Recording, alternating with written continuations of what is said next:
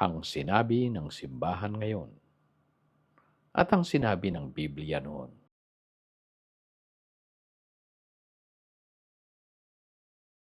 Sinasabi ng mga simbahan ngayon, kinakailangan pa ng mga templo at simbahan. Ang sinabi naman ng Biblia noon pa man, ang templo ay magwawakas na at masisira ng lubos. Matthew 24, verse 1 to 2. Jesus came out from the temple and was going away when his disciples came up to point out the temple buildings to him. And he said to them, "Do you not see all these things? Truly I say to you, not one stone here will be left upon another which will not be torn down." Sinabi ng simbahan ngayon, tawagin niyo kaming pastor, leader, doctor, reverend, bishop, o kahit father. Sinabi rin naman ng Biblia noon pa, huwag kayong patatawag na pastor, rabbi, leader, o father. Matthew 23, verse 8 to 10.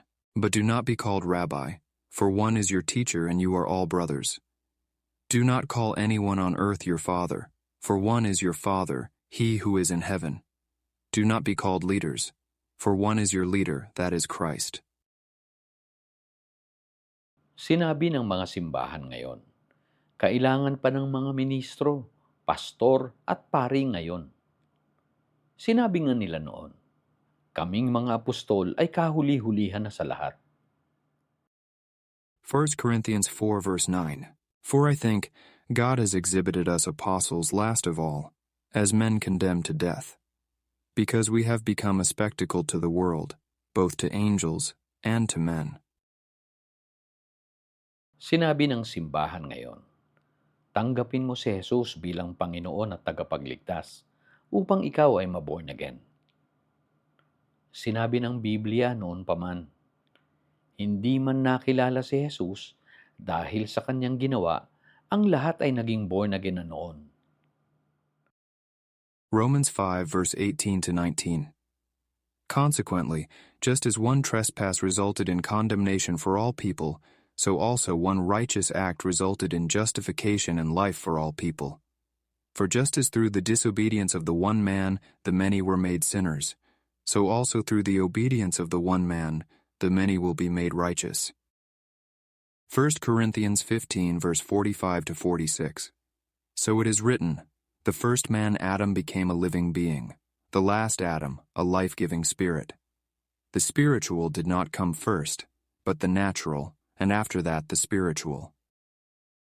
John 3, verse 6 to 7. That which is born of the flesh is flesh, and that which is born of the Spirit is spirit. Do not be amazed that I said to you, you must be born again.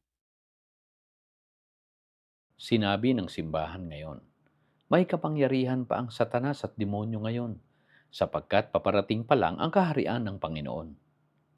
Sinabi na ng Biblia noon pa, si Jesus na ang naghahari noon, kaya't wala ng kapangyarihan ng Satanas at demonyo ngayon.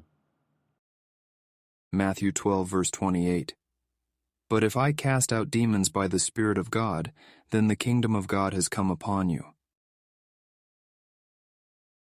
Alin ba ang matimbang sa iyo, kapatid?